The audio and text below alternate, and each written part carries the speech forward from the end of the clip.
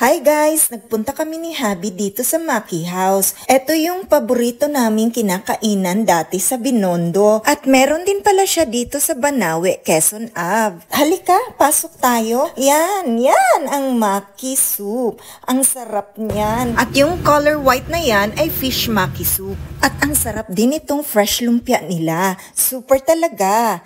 At ano pang hinihintay natin? Tara, hanap tayo ng mesa nang maka-order na. Ang daming food dito na ma-order na very affordable at masarap pa. Ito naman ang favorite ni Habi, Yochi Miswa Soup. At nag-order din ako ng shrimp rolls. At of course, makakaligtas ba itong Maki Soup sa akin? Syempre naman, #1 favorite ko to. At eto pa, favorite ko rin to, ang machang. It's made of sticky rice with pork and chicken and fresh mushroom shiitake. At syempre, gulay is life, kaya nag-order ako ng spinach garlic. Healthy diet muna tayo ngayon. At nag-order din si Habi ng kiampong rice.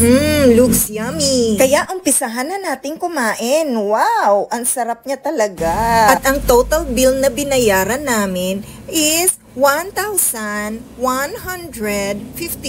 pesos only. O diba? Sa dami ng in-order namin, mura na yan. See? Very affordable talaga. Kaya try nyo nang kumain dito at sigurado akong magugustuhan nyo. And that's all for today guys. See you on my next vlog. God bless everyone. Bye!